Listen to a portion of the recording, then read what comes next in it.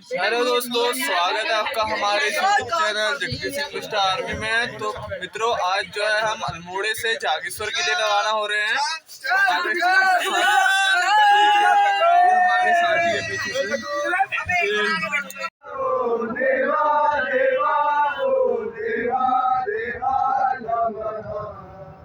ये आप देख सकते हैं, भोलेनाथ के गानों से हमारा आज का सफर शुरू हो चुका है।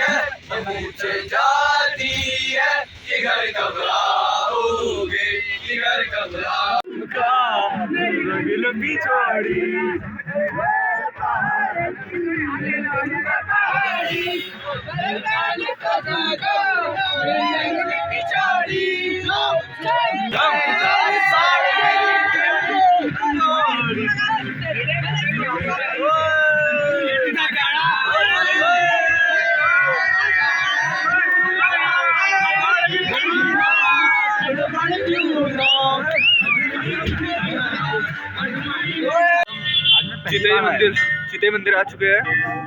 मैं तो रोज आता हूँ इधर। मैं तो रोज आता हूँ चितई मंदिर से हम आगे को बढ़ते हुए। तो हम अभी चितई मंदिर गोलजी देवता के धाम पहुँच गए हैं। ये आप देख सकते हैं, हम गोलजी देवता के दर्शन की ओर बढ़ रहे हैं। हमारे कुछ साथी वापस भी आ चुके हैं दर्शन करके। अभी हम आगे को बढ़ रहे हैं। ये गोलजी देवता का वो चितई धाम है जहाँ पर हमारे गोलजी देवता निवास करते हैं। हम गोलजी देवता के बारे में यह मान्यता है कि अगर हम इनको अपनी चिट्ठी के माध्यम से कोई मन्नत मांगते हैं तो गोलजी देवता उसे अवश्य पूर्ण करते हैं।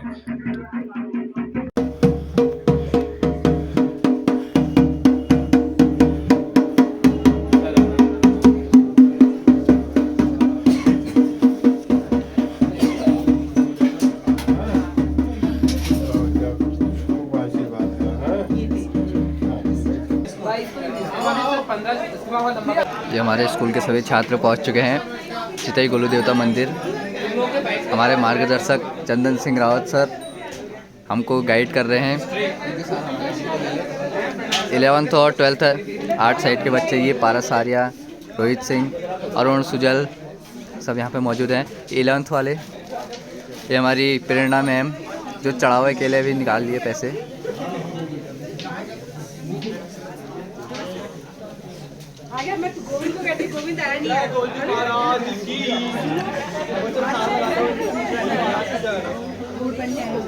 ये पीयूष जोशी यहाँ पहुँच चुके हैं दर्शन करके संदीप के साथ, और सर भी आ चुके हैं दर्शन करके।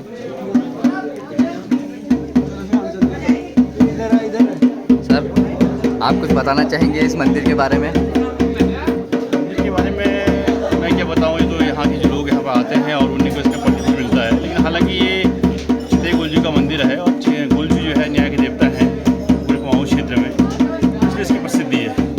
और जो भी लोग जो है बेसहारा दुनिया से ठगे और परेशान हुए आते हैं, यहाँ आते हैं और न्याय की अपील करते हैं, गोलजी उनको न्याय करते हैं, ऐसी मान्यता है। तो जो यहाँ पर्चियाँ टंगी है इसी का प्रतीक है? ऐसा ही है सर, वही मतलब वो मान्यता है और साथ में इसका प्रतिफल मिलता भी है। ये हमारे वाइस प्रिंसिपल सर, आप भी कुछ कहे मंदिर के बारे में? आज हम लोगों का जो टूर है यहाँ पे, उसका पहला स्टेप हमारा यही चितई गुरु देवता के वहाँ पे है। और हमारे जो बच्चे हैं उनकी डेट शीट भी इश्यू हुई है। तो हम गोलजू से प्रार्थना करते हैं कि हमारे सारे बच्चे जो है बहुत अच्छे नंबर से पास हो और अपना और हमारे स्कूल का नाम रोशन करें। धन्यवाद सर का। और ये हमारे स्कूल के कुछ छात्र हैं जो दर्शन करके आ चुके हैं। ये हमारे भट्ट सर और हिंदी वाले सर है जो दर्शन करने के लिए। सर, आप कुछ कहना चाहेंगे? हाँ, ये हम लोग इस समय शैक्षिक भ्रमण में हैं और इस समय हम लोग गुरु देवता के मंदिर में हैं, जो हमारे इष्ट देव कहलाते हैं, जो इस इलाके की रक्षा करते हैं। हमारे इस धर्मस्थल की सौंदर्यता बनाए रखने के लिए हमें जो है यहाँ पर स्वच्छता से आना चाहिए और गंदगी नहीं फैलानी चाहिए। जय श्री राम। जय श्री राम। ये इको वाली मैम भी दर्शन करके आ चुके हैं। मैम, कुछ कहना चाहेंगे आप? हाँ, हम कितने अच्छे, हम जा रहे हैं जागेश्वर टूर पे, लेकिन जागेश्वर से पहले अपने गोलजी जो हमारे प्रमुख भगवान हैं, पहले हम उनके दर्शन आशीर्वाद ले रहे हैं कि ताकि हमारा ये भ्रमण बहुत अच्छा रहे। Thank you. हमारे लिए प्रार्थना करिए हम पास। हाँ, साथ में प्री बोर्ड्स जिनके बोर्ड होने वाले हैं, बोर्ड एग्जामिनेशन के लिए, उसके लिए भी हम यहाँ पर गोलजी जी के दर्शन करके उनसे प्रार्थना कर रहे हैं, उनसे आशीर्वाद मांग रहे हैं। इन बच्चों का रिजल्ट बहुत अच्छा रहे, 100% रहे और बच्चे मेरिट में आए। जागेश्वर धाम को अब यहाँ से रवाना हो रहे हैं। अब बने रहिए हमारे साथ ब्लॉग में। ये अब हमारे साथी यहाँ से बस में चढ़ते हुए अब यहाँ से हम जाएंगे जागेश्वर धाम की ओर।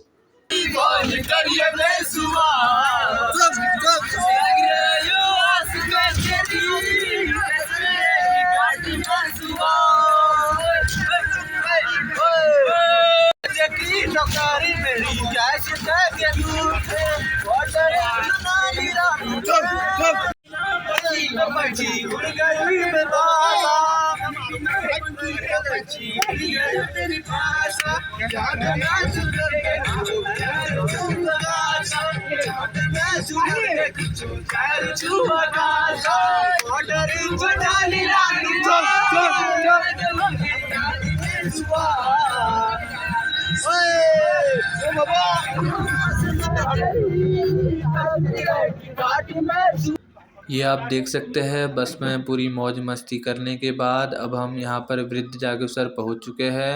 यहाँ पर हमारे पास हमारे सबसे प्रिय शिक्षक हमारे भट्ट सर मौजूद है, जो हमेशा हमारे साथ घुले मिले रहते हैं। इसी के साथ हमारे पास हमारी शिक्षिकाएँ भी मौजूद है। और अब आप देख सकते हैं हम सभी लोग यहाँ पर फ़ोटो खिंचाने के लिए बिल्कुल प्रसन्नचित्त होके कैमरे की ओर देखते हुए। ये आप देख सकते हैं हिमालय का इतना सुंदर इतना साफ दृश्य यहाँ से दिखाई दे रहा है। यह वही वृद्ध जागेश्वर मंदिर है जहाँ पर हाल ही में हमारे प्रधानमंत्री नरेंद्र मोदी जी भी आए हुए थे। अब हम यहाँ पर से जागेश्वर के लिए रवाना हो चुके हैं। मिलते हैं आपको जागेश्वर में। तो साथियों अब आप देख सकते हैं जिस पल का हमें बेसब्री से इंतज़ार था वह पल आ चुका है। हम सभी लोग जागेश्वर उपस्थित हो चुके हैं। यहाँ पर आप देख सकते हैं इस वीडियो के माध्यम से हमें अब जो है इस जागेश्वर का इतिहास जानने के लिए चलते हैं अपने इतिहास के गुरुजी के पास। चलो पूछते हैं उनसे कुछ प्रश्न। उनके सारी बच्चे हम स्टार्ट करते हैं, ठीक है? हाँ सर बताइए जागेश्वर के बारे में। हाँ, जागेश्वर के बारे में चलिए पहली तो बात तो सबका आज जो है स्वागत भी है और तीर्थाटन भी है जागेश्वर धाम का। लेकिन जो हमारे बच्चे यहाँ पर आए हैं इतिहास के बच्चे, उनके लिए एक विशेष चीज़ है जागेश्वर। जहाँ तक इसका हिस्टोरिक जो इसका इम्पोर्टेंस है, जिसकी डेट लाइन है, तो कई बार तो हम बात करते हैं कि ईसा की 2500 BC के आसपास भी जाता है इसका। और गुप्त काल में भी यहाँ कुछ कंस्ट्रक्शन हुआ था, लेकिन ये जो पूरा फॉर्मेशन हुआ है 125 मंदिर समूह का, ये कत्यूर काल में हुआ है, जो 7वीं सदी से लेकर लगातार 14वीं सदी तक हुआ है, ठीक है? और इसे 8वां ज्योतिर्लिंग भी माना गया है जागेश्वर को विश्व का। और जाटगंगा यहाँ पर एक नदी बहती है इसके बगल में, जो स्थापित किया गया था। और ऐसी भी हमारे पास स्रोत तो नहीं है इसके पुख्ता, लेकिन कहा गया कि शंकराचार्य महोदय भी यहाँ पर आए थे और उन्होंने यहाँ विश्राम भी किया था और स्थापित करने की कोशिश की थी इस धाम को भी, कि ताकि जो जिस काम को लगे थे बुद्धिज्म के बाद हिंदू धर्म के पुनरुत्थान पे, तो उस काम के लिए वो यहाँ पर आए थे। तो आज जागेश्वर न सिर्फ धार्मिक आस्था का केंद्र है, बल्कि ये प्राचीन काल की और मध्यकाल की जो है जो हमारा आर्किटेक्चर है। आप यहाँ मंदिर जो देख रहे हैं, इन पूरे समूह आप देखिए कई शिखर हैं, और ये जो कई शिखर होते हैं यही नागर शैली की विशेषता होती है। जैसे कि हम जानते हैं कि मंदिर निर्माण की 3 शैलियाँ होती हैं, नागर, बेसर और द्रविड़। तो यहाँ पर कहीं ना कहीं द्रविड़ और नागर का मिक्सचर भी है, लेकिन मुख्यतः कि एक समूह के अंदर कई शिखरों का होना ये नागर शैली की विशेषता है। और जो ऊपर मंदिर के ऊपर छज्जा दिख रहा है, ये कत्यूर शैली की विशेषता है। ये जो भी कत्यूर शैली के मंदिर होंगे वहाँ पर जो है ये छज्जा दिखेगा। तो यहाँ बच्चों को आना चाहिए। और हाँ, एक बात है कि जब मंदिर निर्माण हुआ है तो यहाँ जो पत्थर लाए गए, ये जो बलुआ पत्थर इस तरह के हैं, कई लाल बलुआ पत्थर भी हैं, ये राजस्थान से उसमें मंगाए गए थे, ठीक है? और वर्तमान पूरा ये मंदिर समूह जो है ESI के अंतर्गत में आता है, और ESI पूरा संरक्षण करती है। हाँ, भारतीय पुरातत्व संस्थान के अंदर पूरा आता है ये पूरा। तो भाई किसी कोई और चीज़ क्वेरीज में है कुछ, या आप लोग ने घूम लिया? कैसा यहाँ पर लगा आपको? यहाँ पर कुछ लगा कुछ अद्भुत। हिस्ट्री के स्टूडेंट्स के लिए सिर्फ ये रिलीजियस पॉइंट ऑफ व्यू से नहीं है, ठीक है? आप यहाँ की आर्कियोलॉजी देखिए, मंदिरों का निर्माण देखिए, और बड़ी बात है कि समय काल को देखिए कि 7वीं सदी का समय काल है। हम उतने ज़्यादा टेक्निकली डेवलप नहीं थे, और उसके बावजूद भी इस तरह की कलाकृतियाँ हैं, इस तरह का आर्ट है जो वाकई कैरेबल भी है, और आर्ट कहीं खो भी गया है। तो आपको इसको देखना भी है। और हम जो पुरानी हमारी संस्कृतियाँ होती हैं, जो पुराने हमारे स्थापत्य होते हैं, वो इसलिए बड़े मजबूत होते हैं कि हम उनको आगे ले जा सकें भविष्य में, ठीक है? तो ये पूरा मंदिर समूह है जागेश्वर का। उम्मीद करता हूँ कि सब बच्चों ने जो है आज एंजॉय किया होगा, और उन्हें लगा होगा कि हमने न सिर्फ गुरुनाथ के दर्शन किए, बल्कि एक अनूठे स्थापत्य को यहाँ पर जाना है यहाँ आकर। बाकी राव जी से अगर कुछ नहीं, हाँ राव जी के सर रावत जी हमारे जो है हमारे सीनियर हैं और हमारे साथ ही आए हैं। साहित्य में काफ़ी रुचि रखते हैं, धर्म में काफ़ी रुचि रखते हैं। तो सर कोई धार्मिक भी इसका कुछ है ऐसा कुछ विशेष? धार्मिक पॉइंट ऑफ व्यू से तो ये कहा जाता है कि ये 12 ज्योतिर्लिंगों में से एक ज्योतिर्लिंग है। 8वां हम करें इसको। हाँ, 8वां कहा जाता है। नागे संग दारुका बने, इस जो वैदिक लाइन है इसका अगर हम इसको देखें तो वेद में और शिव महापुराण में ये लिखा गया है नागे सम दारुका बने। और दारुक वन का अर्थ यहाँ पर है देवदार का घन वन है। और उसमें ये जो ज्योतिर्लिंग है स्वयंभू ज्योतिर्लिंग है, भगवान का दिव्य जो पुंज प्रकाश पुंज के द्वारा ही इसका प्राकट्य हुआ है। दारुका बनवाना थोड़ा डिस्प्यूट भी है। हाँ, थोड़ा डिस्प्यूट भी है। कुछ लोग महाराष्ट्र में दारुक नाम का जो जंगल है वहाँ दारुक राक्षस को मारा था, उसमें कहते हैं। बहरहाल हमें उनमें नहीं पढ़ना है। ये एक आस्था का केंद्र भी है और एक विद्यार्जन का केंद्र भी है और रिसर्च का केंद्र भी है। जैसे कि आपके इतिहास के प्रवक्ता जी ने बताया कि बहुत महत्वपूर्ण कड़ियाँ भारत की इसमें जुड़ी हुई हैं प्राचीन काल से लेकर अभी तक। और अभी वर्तमान में अभी आपने देखा होगा कि ये प्रधानमंत्री जी भी यहाँ आए थे, तो उसकी वजह से भी उन्होंने भी कुछ इसके बारे में सोचा होगा। और जो आप छत में देख रहे हैं, ये प्राचीन काल से ये जो छत पर है ये टीन नहीं है, ये ताम्रपत्र है, जो कि कालांतर में अब ये थोड़ा मैले से हो गए हैं, लेकिन ये ताम्रपत्र है। और आने वाले समय में इन सबको एक नवीनीकरण के तरीके से करवाया जाना है। खूब पैसा है इस बार तो जब से हेरिटेज बनेगा ये पूरा। जी जी, इसमें काफी भारत सरकार पैसा देगी, मुझे ऐसा लगता है। और उत्तर भारत के लोगों का जागेश्वर और केदारनाथ, तो ऐसे ये दिव्य स्थली हैं जहाँ पर हम लोगों की बड़ी आस्था है।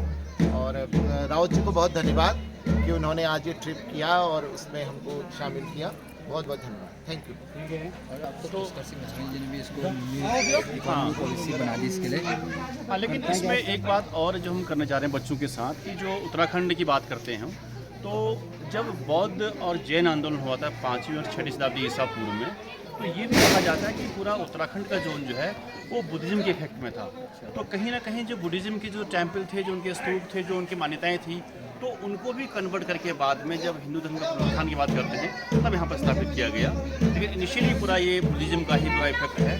और अगर आप शिव को अगर देखते हैं, कभी शिव की बात करते हैं, तो शिव जिस तरह निरंकार हैं, जिस तरह उनका कोई आकार नहीं है, कोई स्वरूप नहीं है, तो उसी प्रकार से बुद्धिज़्म में भी ईश्वर की कल्पना तो नहीं है, लेकिन वो भी मानते हैं कि कोई चीज़ें जो हैं दुनिया जो चल रही है वो भी चराचर शक्ति से चल रही है और उस शक्ति का कोई जो है जड़ चेतन नहीं है। ये सब चीज़ें आज हमने यहाँ पर जो है कुछ हमारे फिलोसॉफिकल बातें हैं, कुछ हमारे रिलीजियस बातें हैं, और बेसिकली ये टूरिज्म के लिए भी है। जो बच्चे आप 12th जाएंगे तो उत्तराखंड में जो है जो रिलीजियस टूरिज्म का है वो बड़ा स्कोप भी है, तो उसके पॉइंट ऑफ व्यू से भी आप इस तरह के जो मंदिर से जो है वहाँ विजिट कर सकते हैं, जान सकते हैं। बहुत बहुत धन्यवाद करते हैं हम अपने हिस्ट्री वाले सर चंदन सिंह रावत जी का, जिन्होंने हमें जागेश्वर का इतिहास बताया। ये जागेश्वर भोलेनाथ जी के मंदिर के दर्शन करने के बाद अब हम वापस जा रहे हैं, बिल्कुल पंक्तिबद्ध होके, आप देख सकते हैं।